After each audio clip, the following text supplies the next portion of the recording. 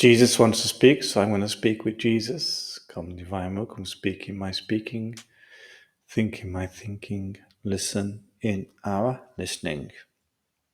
Welcome back, folks. I'm sorry it's been a while since I posted anything on the shorts.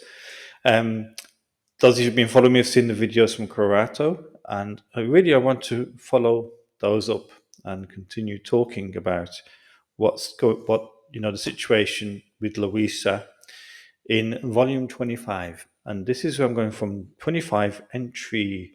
Let's just check, make sure I've got the right one here. Yeah, entry 2, October the 10th, 1928. Okay. Now, in my mind, when Luisa moved to Curato, something new happened. Something new started to begin, and my reading of this journal is Jesus is saying this to her. He's saying this is where something new is going to happen. So I strongly encourage you to pay particular attention to what's going on in this particular volume, because it seems that the previous volumes, 1 to 24, were written in the 40 years of exile. Those are Luisa's words, and I'll show them to you in a moment.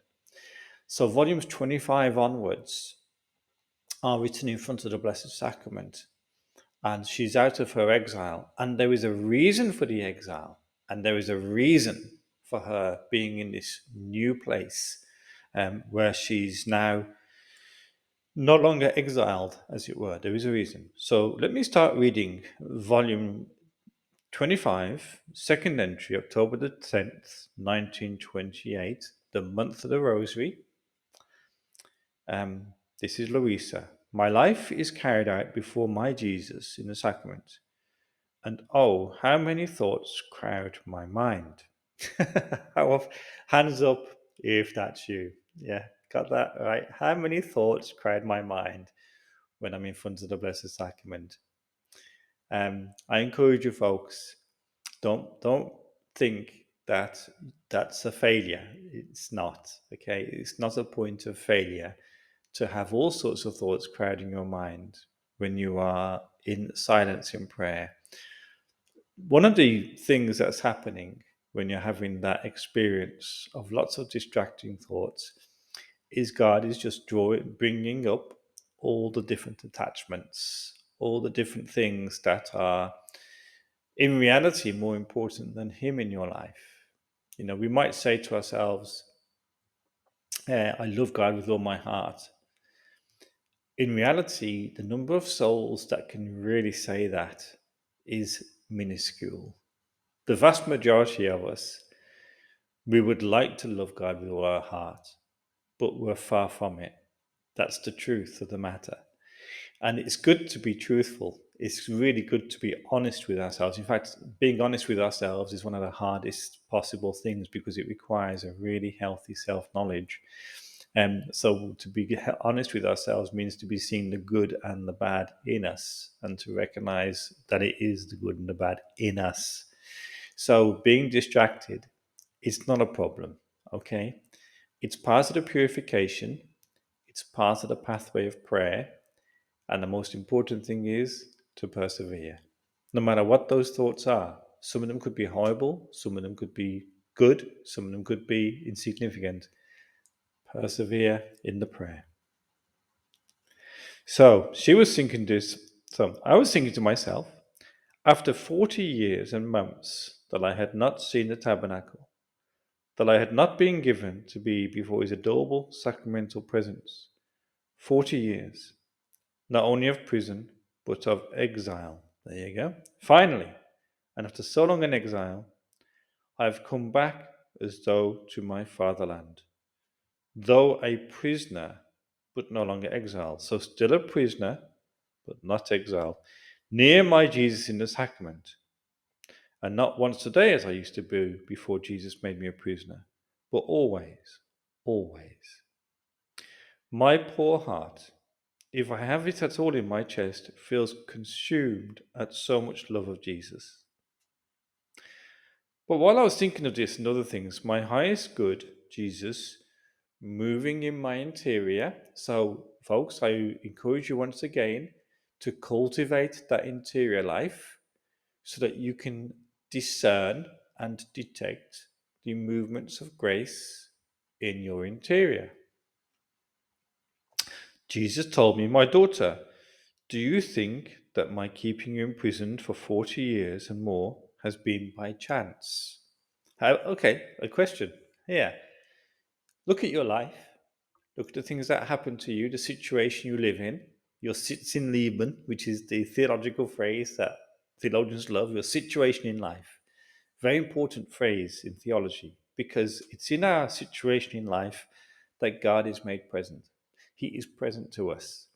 So no matter what your situation in life, don't think it's by chance. See it as everything that is happening, God is somehow governing your life and drawing you into perfection.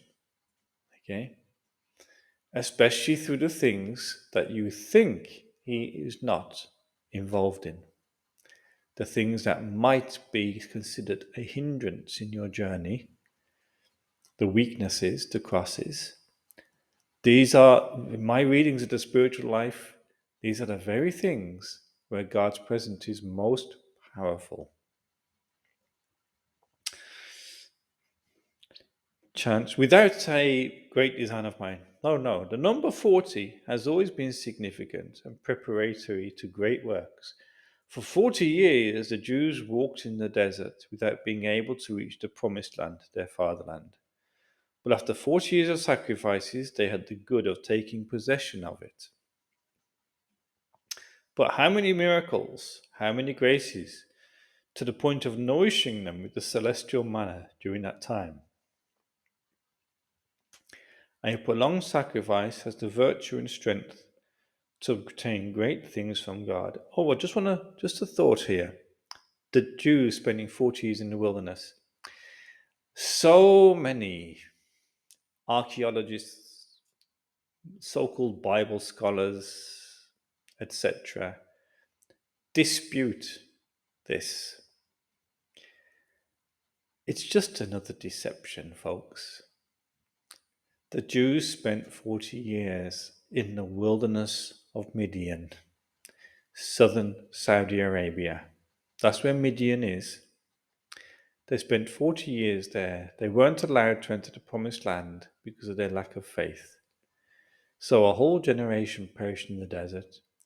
Of that generation, two entered the promised land, Joshua and Caleb.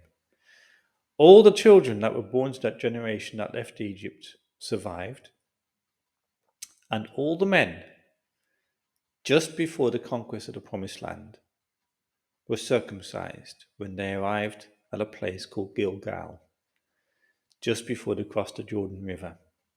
All those men were circumcised. They weren't circumcised in the desert. And that meant that when they got to Gilgal and they celebrated the Passover, it was the first kosher Passover in nearly 40 years because the young men were circumcised. Sacrifices in the wilderness. Okay. Now, I've gone on a bit too long. This is longer than I expected, so I'm going to stop this video and another one will follow in 24 hours. Okay.